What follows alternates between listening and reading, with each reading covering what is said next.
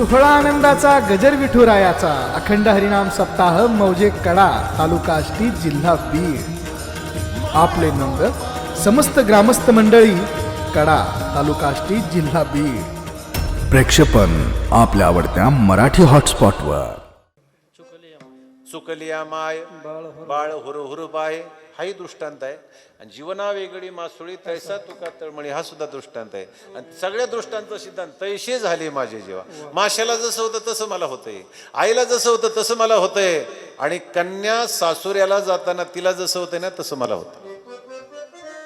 जुना दृष्टांत आहे तसा तो कन्या सासुऱ्याशी जाय। आता तर बापाच्या पायाची पडायच्या आधीच फुलाच्या गाडीकडे पळती, पण पूर्वीच असणार मुलगी जर वाटच लग्न झालं आणि तिला जर वाट लावायचं म्हटलं तर अख्खा गाव तिला वाट लावायला असायचं। ज्यांचा काहीच संबंध नाही ती मुलगी जाताना सगळा गाव तिच्यासाठी रडायचा।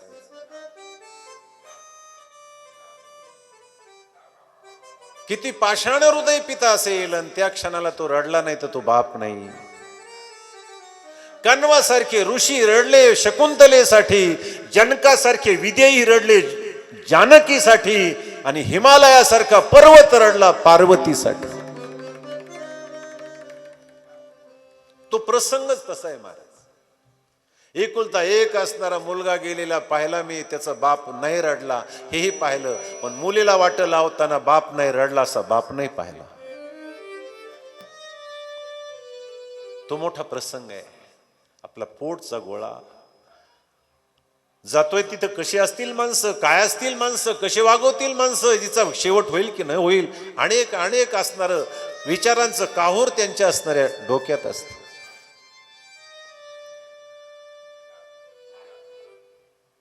आणि मग शेवटी ती आपल्या बापाच्या गळ्यात मिठी मारून रडत असते, आणि कोणीतरी शहाणा माणूस मग पुढे होतो, तिच्या बापाच्या गळ्यातून तिला ओढत असताना तिच्या वडिलाला सांगत असतो, अहो काय झालं एवढं रडायला? ही मुलगी जिथं चालली ती माणसं तर आहेत ना, ती काय अरण्यात नाही चालली, माणसंच आहेत ना।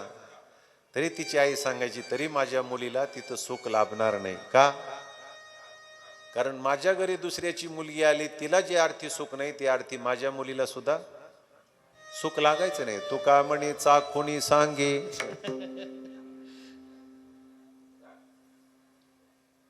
आणि मग तिला बळच गाडीत बसवायची, ती खाली उडी टाकायची, पुन्हा बसवायची, पुन्हा उडी टाकत असते। तिची ती तळमळ पाहून सगळ्या गावाच्या डोळ्यात पाणी येत। कुणीतरी तिची आत्या असते, एखादी कुणीतरी असते, मग ती अगोदर जाऊन त्या गाडीत बसते आणि तिला बळच धरून मांडीवर बसवते, आणि गाडी रस्त्याला लागली रे लागली की मुलीच्या बसण्यावर कळतं ही मुलगी माहेरी चालली की सासरी चालली।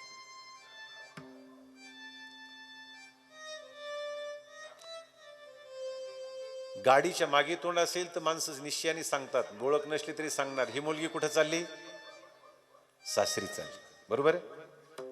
मागं तोंड असेल तर सासरी चालली, आणि बैलाकडे तोंड असेल तर माणसं निश्चयाने सांगायची ही मुलगी माहेरी चालली का? तिला बैलाचा वेग कमी वाटत असतो, माहेरची शिव, ओळखीचा रस्ता, ओळखीची घरं, ओळखीची गुरं, फार ओढ असते त्या मुलीला माहेरची। मी सांगत असतो, आमच्या लहानपणी एक कविता होती बघा, त्या मुलीचा भाव अभिव्यक्त करणारी कविता, त्या मुलीला माहेरची ओढ किती असते ती सांगणारी कविता, माहेरचं मुलीचं काय नातं असतं ती सांगणारी कविता। घाल घाल पिंगा वाऱ्या माझ्या परसात, माहेरीचा सुवासाची कर बरसात। हे सुखी आहे पोर सांग आईच्या कानात, आई भावासाठी परी मन खंतावत। हे विसरली काग भाद व्यात वर्ष झालं, माहेरीच्या सुखा लाग मन आंचवल। हे फिरून फिरून सयेडा होतो, चंद्रकळेचा ग शेव ओला चिंब होतो। काळ्या कपिलेची नंदा होडकर फार, हुंगो हुंगो निया कैसे खरी ग बेजार, खरी ग बेजार, खरी ग बेजार. ती वाऱ्याजवळ निरोप सांगते, हा वारा जाईल, माझ्या आईला सांगेल, तिला भाषा कळेल वा न कळेल हा विचार ती करत नाही. इतकी ओढ माहेरची. म्हणून स्त्रीच्या जीवनामध्ये त्याग आहे महाराज. जन्मभर माहेरची आठवण झाली तरी ती माहेरला जात नाही. कुणासाठी जात नाही? तिला माहेरला राहणं आवडलं तरी माहेरी राहत नाही. कुणासाठी राहत नाही? कुणासाठी? तुमचं काय म्हणणं आहे? तिच्या आईवडिलासाठी.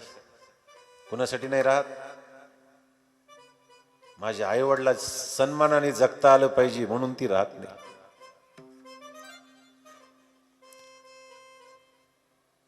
श्री जीवनामध्ये फार त्याग आहे. सासुरवासा भेतो जीव, ओढे तुझ पासी, हे आता दोही विसी लज्जा राखे आमुची, किंवा का सासुरवासी मज केले भगवंता, आपुलिया सत्ता स्वाधी नता ते नाही. सासुरवास आहे.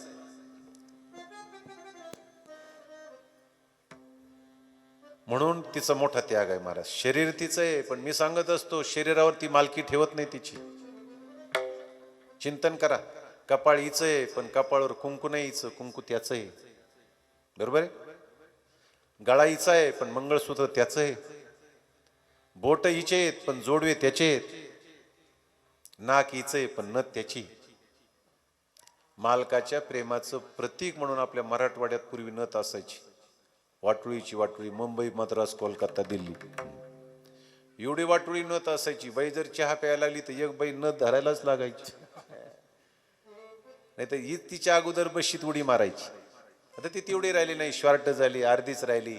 आणि आता तर ती अर्धी नाही राहिली, आता तो आलाय महबूबा. हा, बहारू फूल बरसाओ मेरा महबूबा आया, मेरा महबूब आया. महबूबाला उसात गेले कळत. जाऊ दे, मला गाणं नाही सांगायचं. नाक हीच आहे, पण नथ त्याची आहे. त्याच्या पुढे जाऊन सांगतो तुम्हाला, डोकं हीच आहे, पण केस त्याचे. तुम्ही म्हणाल असं कसं? केस तर तिच्या डोक्यावर असू द्या, पण केस तिची नाही, ती याची आहेत. म्हणून पूर्वीच्या काळामध्ये मालक गेल्यानंतर सौभाग्याचे जेवढे अलंकार आहेत ते उतरवले जायचे, त्याबरोबर केस सुद्धा ओपन करायचे. बरोबर आहे? जे जुनी माणसं त्यांना माहिती आहे, जे अलंकार आहेत केस ओपन करायचे पूर्वी. पूर्वीच्या काळात मालक गेल्याशिवाय माता भगिनी केसाला कात्री लावत नव्हत्या.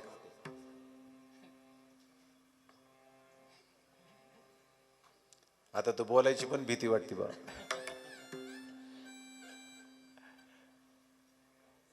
आता स्पर्धा सुरू आहेत पुरुषाच्या महिलांच्या. पूर्वी अशा माता भगिनी मधोमध नाकाच्या शेंड्यावर भांग पडायचे, पुरुष माणसं अशी वाकडा पडायची.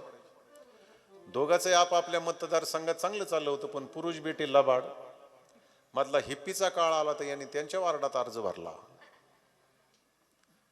मग पुरुष माणसंच मधोमध भांग पाडायला लागले. माता भगिनीने विचार केला ते आपल्या वार्डात आलेत, मग आपण त्यांच्या वार्डात अर्ज भरायला काय हरकत आहे. मग बिचाऱ्या वाकडा पडायला लागल्या. पण पुरुष त्याच्या पुढचे ना, यांनी त्यांना ओव्हरटॅक केलं.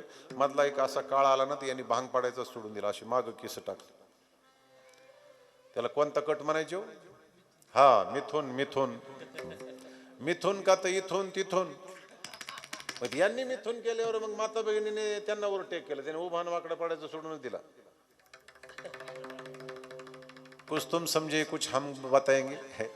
आता ते केसामुळे काही काही ठिकाणी पुरुषां महिला ओळख नाही अवघड बा. मी एकदा मुंबईत कीर्तन करत होतो, एक पोरग रडायला लागलं. मी त्याच्या वडिलाला म्हणलो, हो त्याच्या आईकडे द्या ना. ते मला मीच त्याची आई आहे.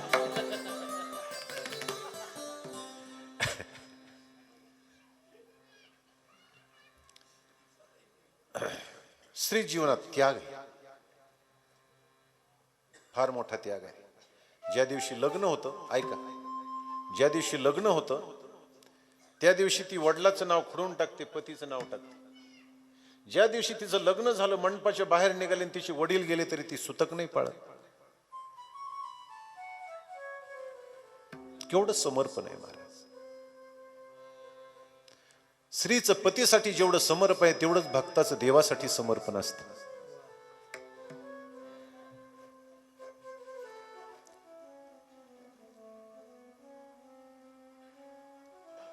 आणि म्हणून हिने समर्पण केलेलं आहे म्हणून ती प्रत्येक गोष्टीमध्ये अर्धे त्याची वाटेकरी असते.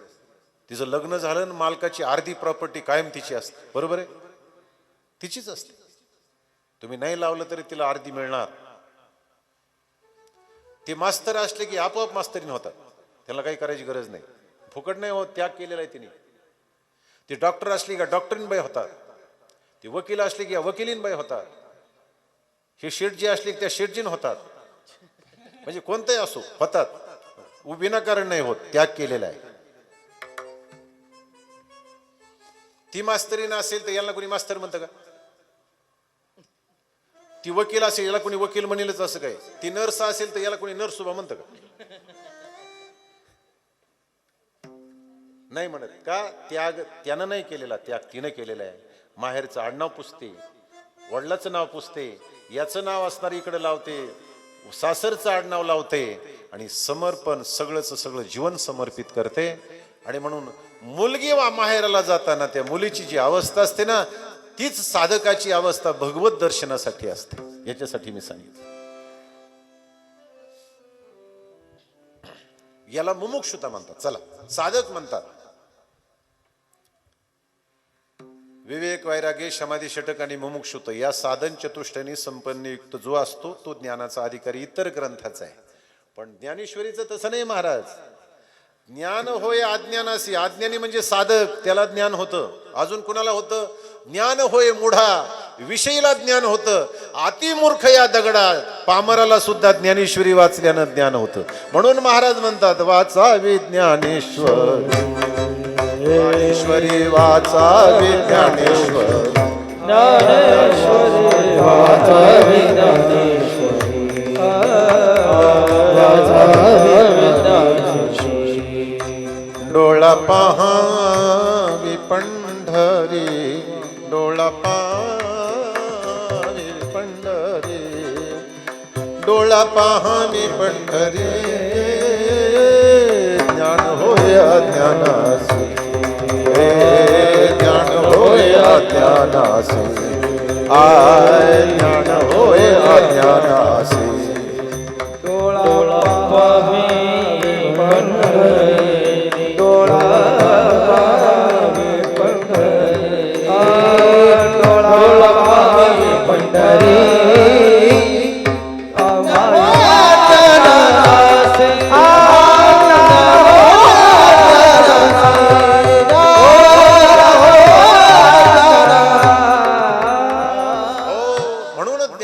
वाचावी. अरे महाराष्ट्रात जन्माला यायचं, ज्ञानेश्वरीच वाचायचं नाही, जगण्याला काहीच अर्थ नाही महाराज. ज्ञानेश्वरी वाचलीच पाहिजे. आतापर्यंत वाचली नसेल तर वाचा.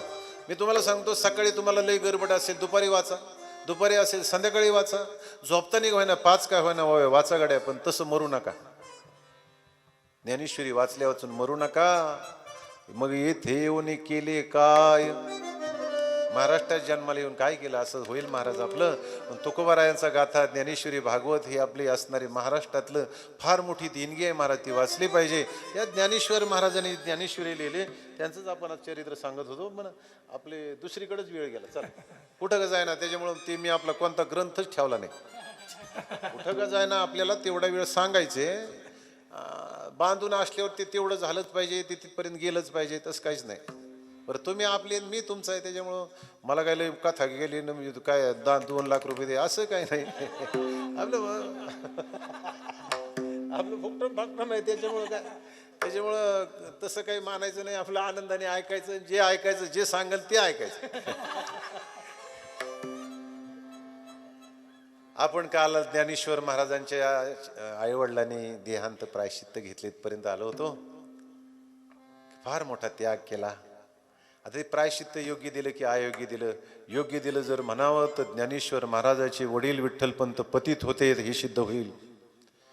योग्य म्हणावं तर ते दोषी होते हे सिद्ध होईल. योग्य म्हणावं तर ते असणारे पतितारूढ होते असं सिद्ध होईल. म्हणून ते योग्य नव्हतंच, पण दिलं गेलं. चला, काळाच्या ओघात म्हणा, किंवा त्या आचार्यांचा असा मानस असेल, यांना जर मोठी शिक्षा दिली नाही तर पाठीमागून येणारे लोक सुद्धा कुणीही संन्यासातून ग्रस्त आश्रमात येतील आणि संसार करायला लागतील, हे पुढे घडू नये म्हणून दिलं असेल. पण ज्ञानेश्वर महाराजाचे वडील पतित होते असं नाही म्हणता येणार. अरे ज्ञानेश्वर महाराजाचे आई वडील जर पतित असते तर एवढा मोठा महाविष्णूचा अवतार, भगवान शंकराचा अवतार त्यांच्या पोटी जन्म कसा घेतला असता. अरे त्यांना जन्म घेण्यासाठी इतकी पवित्र असणारी कूस असावी लागते. ती कूस जिथं मिळाली आणि ते अपवित्र कसे असतील, ते पापी कसे असतील. आपल्या गुरु आज्ञेनं ते परत आले होते. ऐका, गुरु आज्ञेनं परत आले होते. घृत कुंभवादी संस्कार करून परत आलेले होते. पण समाजाला ते मान्य झालं नाही. त्यांना देहांत प्रायश्चित्त दिलं. देहांत प्रायश्चित्त दिली. आई गेले, वडील गेले. खाली पृथ्वीवर आकाश अशी अवस्था. याच्यात बरेच मतभेद आहेत. काही म्हणतात त्यांना मी काल जसं सांगितलं किंवा झोपेत टाकून गेले, तर काही म्हणतात त्यांना उठवलं, सगळ्याला ज्ञान सांगितलं, सगळ्याची समजूत घातली या दोघांनं, आणि कसं वागायचं या समाजामध्ये, कसं राहायचं. लोक तुम्हाला असणारी उपेक्षा करतील तरी वाईट मानून घेऊ नका, भगवंताचं चिंतन करा, देव तुमचं बरं करेल, असं सगळं सांगून गेले. जाताना असणार आई शोक करत होती. साक्षात गहिनीनाथ म्हणतात आपेगावच्या अंगणात उभे होते आणि मग सांगितलं कशासाठी शोक करताय तुम्ही. ज्याच्यासाठी शोक करतात हे सामान्य माणसं नाही आहेत, सामान्य मुलं नाहीत, हे जगाच्या उद्धारासाठी आलेले आहेत. तुम्ही काळजी करू नका. गहिनीनाथाने या दोघाला दर्शन दिलं. गहिनीनाथाने त्या दोघाला ज्ञान सांगितलं, त्यांना मुक्त केलं आणि मग ते असणारे प्रयागाला देह विसर्जन करण्यासाठी जातात. हे असणारा विषय आलेला आहे. आई वडील निघून गेले. निवृत्तीनाथ, ज्ञानदेव, ज्ञानेश्वर महाराज, सोपान काका मुक्त यांची दिनचर्या सुरू झाली. कोर अन्नाची भिक्षा मागून आणायची किंवा तिथं जिथं ब्राह्मण वस्ती होते तिथं ते भिक्षा मागत होते. त्याच्यात प्रसंग येतो. असे काही दिवस गेले. आई वडील गेले. आई वडिलांनी प्रायश्चित्त घेतलं तरी छळ काही थांबलेला नव्हता. यांना समोर पाहिलं तर लोकाला विटाळ होत होता. लोक सचेल स्नान करायचे. सचेल म्हणजे जोड्यासहित स्नान करायचे. विटाळ झाला आपल्याला. वाह, क्या दुनिया अजब है.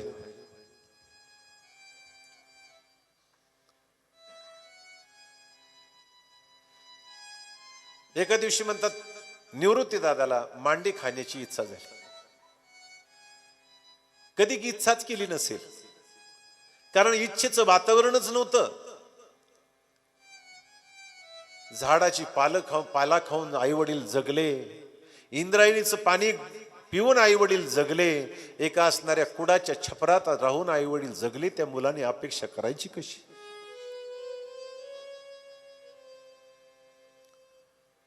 एका दिवशी इच्छा झाली निवृत्तीनाथांना मांडी खाण्याची.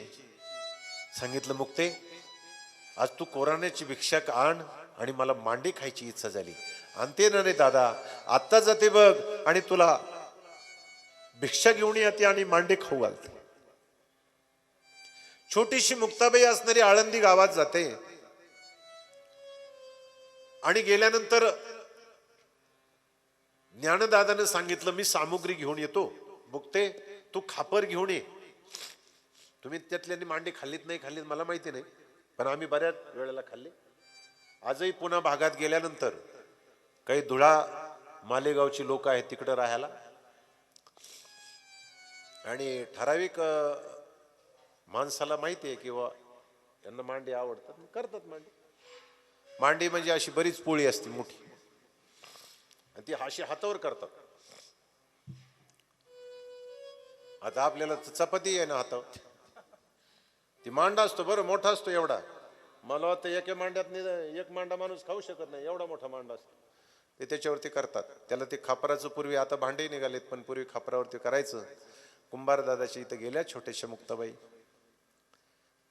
कुंभार दादा बोल बेटा, आम्हाला खापर पाहिजे, माझ्या दादाला मांडे करायचे आज. छान छान. कोणत्या दादाला मांडे घालणार? माझ्या निवृत्ती दादाला खायचेत. घेऊन जा खापर. खापर घेऊन असणारी निघाली मुक्ताबाई. आनंद झाला की माझे दादा आज मांडे खातील. माझा दादा मांडे खाईल. कधीच नाही मागितली मांडी किंवा कोणतीच वस्तू मागितली नाही, आज दादाने मागितली तर दादाला मांडे खाऊ घालील. मुक्ताई असणारी धावत पळत ते खापर घेऊन निघाली. विसोबा सावकार रस्त्यात भेटले. ए कार्टी, कुणाचेस? कोण आहेस? तुझं नाव काय? माझं नाव मुक्ताई आहे. कुणाचेस? विठ्ठल पंताची, त्या संन्याशाची. कशाला चालवलंच खापर? माझ्या दादाला मांडे खायचे. अरे त्या संन्याशाच्या मुलाला मांडे खाऊ वाटतात, तुमच्या जिभेला एवढे चवणे कशाला पाहिजेत? टाक ते खापर खाली. नाही नाही, मला घेऊ जाऊ द्या. पण विसोबा खेचराने हातातलं खापर घेतलं आणि जमिनीवर आपटून फोडून टाकलं. मुक्ताबाई हट्टी होती. काका, तुम्ही जरी फोडलं ते मी पुन्हा आणीन. कुंभार दादा आहेत माझ्या ओळखीचे, म्हणून परत फिरली. कसा कुंभार खापर देतो ते पाहतो. विसोबा काका कुंभाराच्या आळीला गेले. सांगितलं, खबरदार, या पोरीला खापर द्याल तर माझ्याशी गाठ आहे. तुमच्याकडे जेवढं काही कर्ज आहे मला आत्ताच्या आत्ता द्यावं लागेल. या भीतीने कुणीच खापर द्यायना. मुक्ताई रडू लागल्या. इकडे ज्ञानेश्वर महाराज कोराण्याची भिक्षा घेऊन येत होते. विसोबा सावकाराची भेट झाली. कोण रे तू? काय चालवलंय? त्याने सांगितलं, काही नाही काका, कोराण्याची भिक्षा आहे. आज माझ्या दादाला मांडे खायचे म्हणून भिक्षा घेऊन चाललोय. कशाला पाहिजे तरी तुम्हाला चावली जिभेला तुमच्या एवढे? इकडे ती झोळी. हातातली झोळी घेतली, फाडून टाकली. पीठ जमिनीवर पडलं. कदाचित हा मुलगा पुन्हा ती पीठ भरून नेईल म्हणून विसोबा काकाने आपल्या पायाने मातीत पीठ मिसळून टाकलं.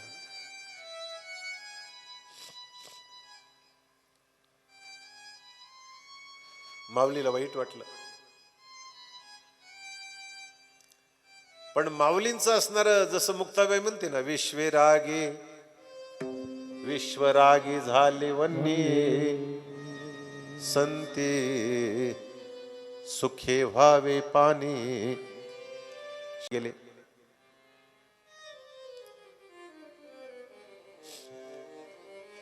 मुक्ताई रडायला लागल्या. दादा, ज्ञानदादा, आपल्या निवृत्तीनाथाने कधीच इच्छा केली नाही रे आज खायची. इच्छा केली तर आपल्या निवृत्ती दादाला मांडे नाही मिळू शकले. माऊली म्हणतात, मुक्ते काही काळजी करू नको, अजून सामुग्री आणू, तू तयारी कर. पण दादा, आपल्याला खापर नाही रे. खापराची नको काळजी करू, खापराची नाही गरज भासायची. तो सामुग्री घेऊन ये. मंडई धर्मशाळा आहे आळंदीत, तिथं असणारे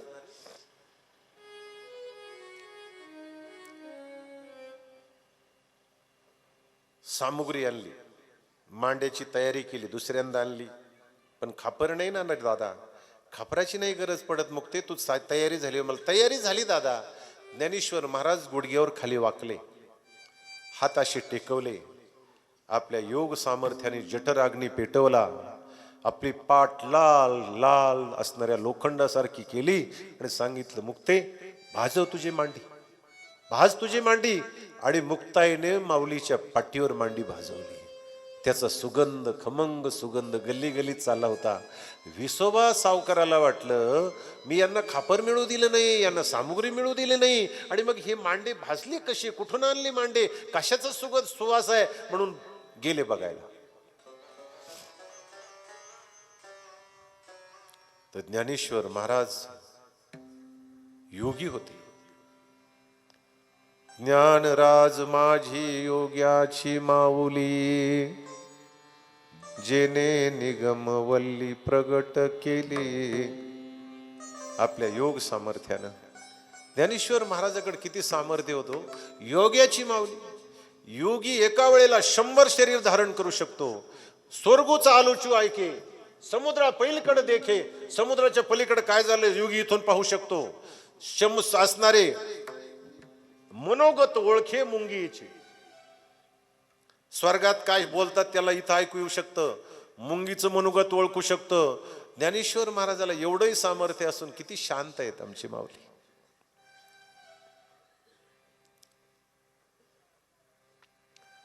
मांडी भाजली आणि मग खिडकीतून विसोबा सावकारानं पाहिलं, तोंडाला पाणी सुटलं आणि ती मांडी घेण्यासाठी, प्रसाद मिळण्यासाठी विसोबा सावकार आतमध्ये धावले. आणि त्यांना मुक्ताबाई म्हणते, खेचर सर सर. मला वाटतं तिथून पुढे त्यांचं नाव खेचर स्वामी पण. की जी नामदेवाच्या गुरु होण्याचं तुम्हाला सांगू, संताकडे कसंही गेला माणूस तर त्याला अधिकार प्राप्त होतो.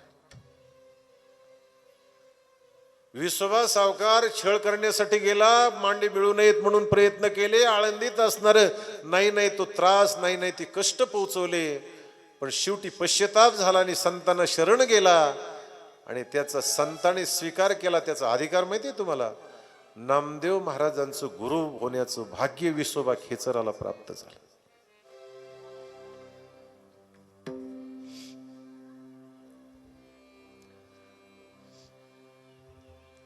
एक अभंगच आहे, काय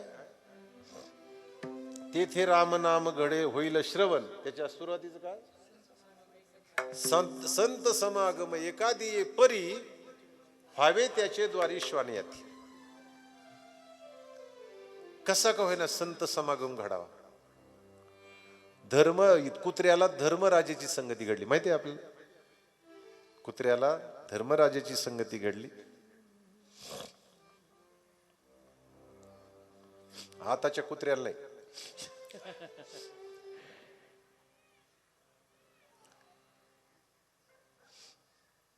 आता तुझं ते कुत्र्याचं ते जे लाड आहे ना, नाही सांगितलेला बरा. दोघं एकाच ताटात जेवती, ते कुत्र आणि हे कुत्र. इतकं आती आहे ते आती.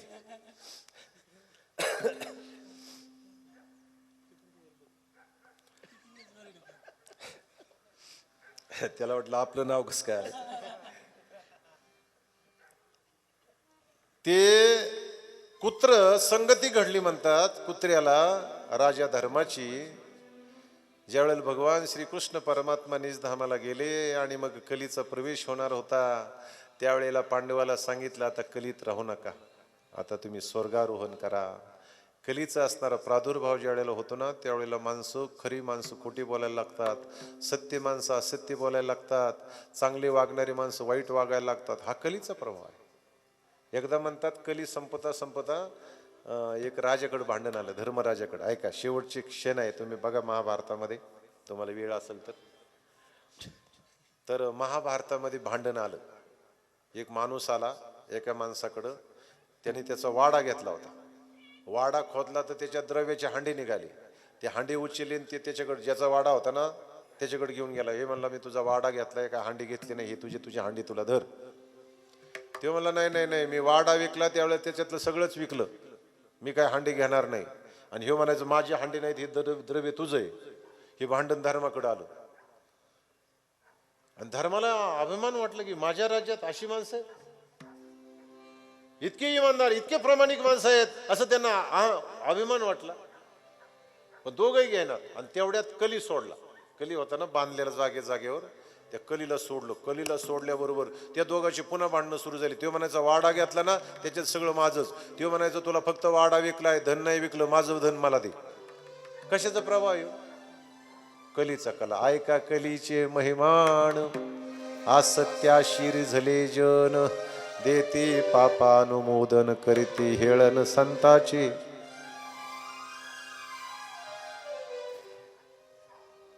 नाथ महाराजांनी, चला 2 मिनिटात आता संपायचे आपल्याला. नाथ महाराजांनी पुढे कलीत काय काय होईल म्हणून भविष्यवाणी लिहिली.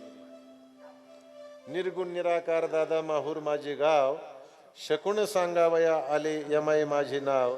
कै काय बाबा दुरील माझा देश, शकुन सांगावया आले कलियुगास. आणि मग त्याच्या पुढे जे सांगायला सुरुवात केली ना, काय सांगितलं? बहीण भावाचा विवाह लागेल, 5 वर्षाची बाळ भरतार मागेल, 6 वर्षाची नार गर्भीण होईल. नाथ महाराजांनी सांगितलं. पिता तो होईल, पुत्र तो होईल पित्याचा वैरी, भ्रतार सोडून घरोघरी फिरत्याल नारी, ऐसा माझा शकुन दादा ऐकावा निर्धारी. मग थोर झुंजाट वारा सुटेल, पर्वत उडून जातील, 18 जाती एका ठिकाणी जीवतील. याच्यातलं जवळजवळ सगळं होत चाललंय. ऐक होय का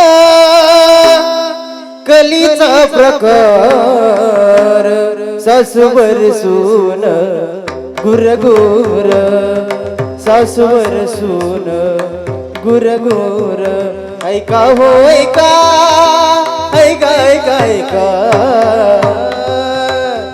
ऐका होय का कलीचा प्रकार सासूवर सून गुरगुर सासूवर सून गुरगुर हो मुले नायकती वडिलांचे दास होतील बायकांचे दास होतील बायकांचे ऐका हो ऐका ऐका ऐका ऐका ऐका हो ऐका कलीचा प्रकार सासूवर सून गुरगुर सासूवर सून गुरगुर ऐका ऐका कलीचा प्रकार. हा सासूवर सून गुरगुरु नुसतं गुरगुऱ्यावर थांबत असून बरं गुरगुऱ्यावर नाही थांबत आता.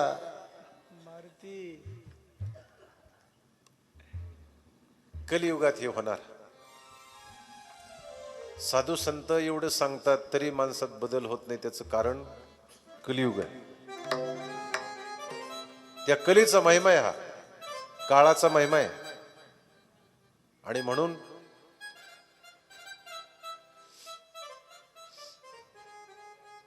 ते भविष्यवाणी कलियुगात काय काय होईल म्हणून सांगितलं.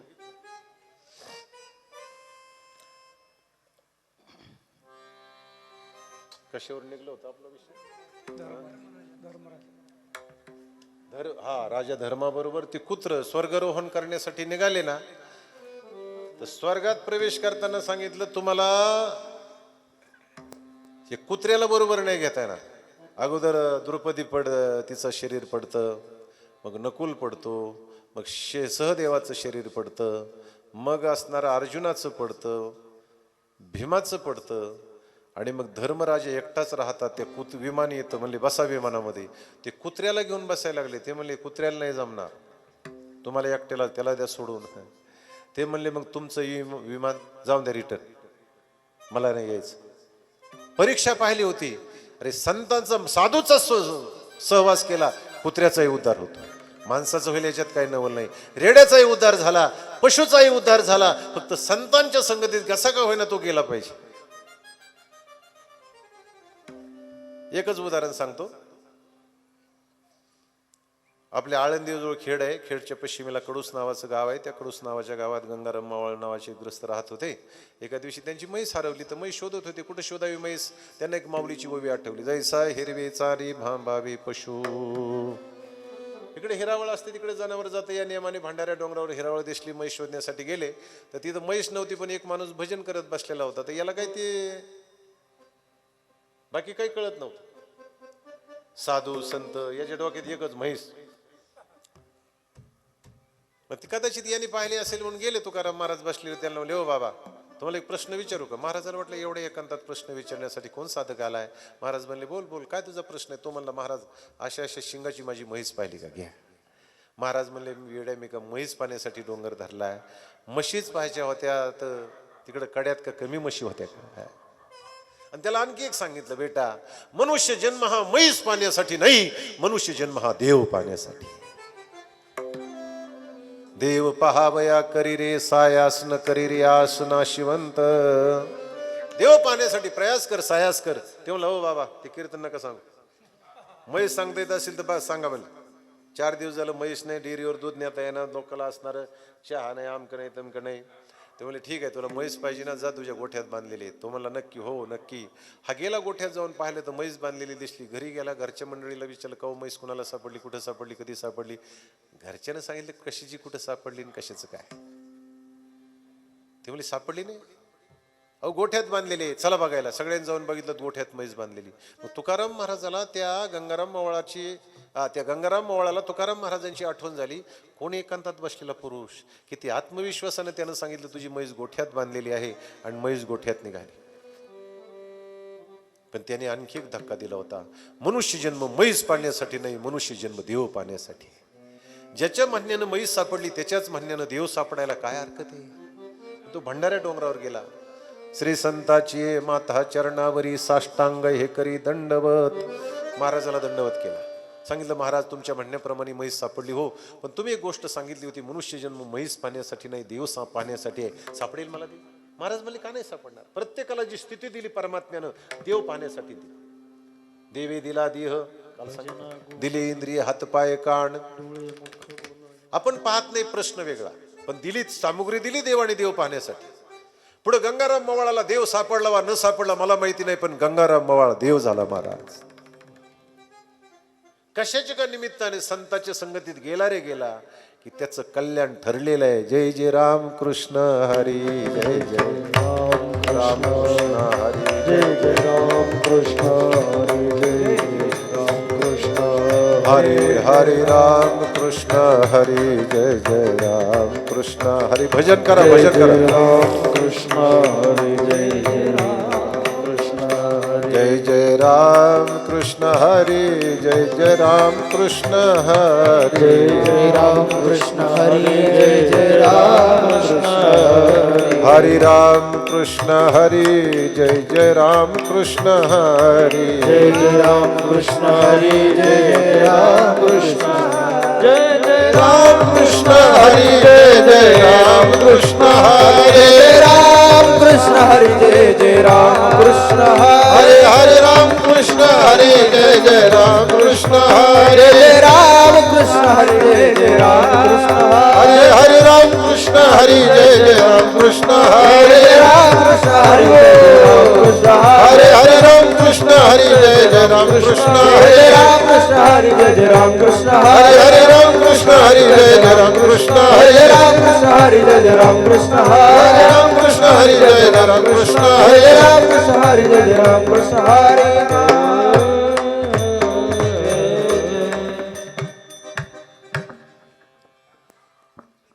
चला त्याच्या अगोदर मला वाटतं मार्कंडे साहेब यांना विनंती करतो की त्यांचा महाराजांची प्रतिमा देऊन आणि श्रीफळ देऊन सत्कार करण्यात येतोय. त्यांनी कळसासाठी 5,001 रुपया त्यांच्या घरच्यांच्या नावानं दिलेला आहे. त्याबद्दल त्यांचं अभिनंदन. जी मोठी रक्कम देणारे आहेत 5,000च्या पुढं, त्यांचा सत्कार आपण करूया. माता भगिनीला विनंती आहे, तुम्हाला जे काही देता येईल आपल्या कळशासाठी, आपल्या महाराजांच्या कळस बसवायचा आहे, तर तुम्हाला जे काही योगदान देता येईल ते द्या. त्याचप्रमाणे आमचे संत मदन महाराज भक्त मंडळ किंवा परिवार मंडळ बीड यांनी त्या कळसासाठी त्यांच्या परिवाराच्या वतीने 17,000 रुपये दिलेले आहेत. त्यांचंही टाळी वाजवून स्वागत करा.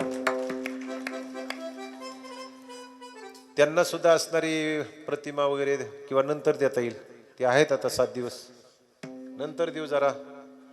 आणि साहेब सरा ते संध्याकाळी येत नाहीत म्हणून त्यांना द्यायचं.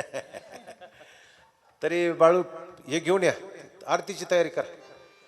श्री ज्ञानदेव श्री तुकाराम, श्री ज्ञानदेव श्री तुकाराम, श्री ज्ञानदेव श्री तुकाराम, श्री ज्ञानदेव श्री तुकाराम, श्री ज्ञानदेव श्री तुकाराम, श्री ज्ञानदेव श्री तुकाराम, श्री ज्ञानदेव श्री तुकाराम, श्री ज्ञानदेव श्री तुकाराम, श्री ज्ञानदेव श्री तुकाराम, श्री ज्ञानदेव श्री तुकाराम, श्री ज्ञानदेव श्री तुकाराम, श्री ज्ञानदेव श्री तुकाराम, श्री ज्ञानदेव श्री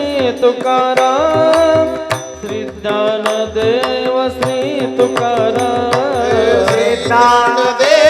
सोहळा आनंदाचा गजर विठुरायाचा अखंड हरिनाम सप्ताह मौजे कडा तालुका आष्टी जिल्हा बीड. आपले नम्र समस्त ग्रामस्थ मंडळी कडा तालुका आष्टी जिल्हा बीड. प्रेक्षेपण आपल्या आवडत्या मराठी हॉटस्पॉटवर.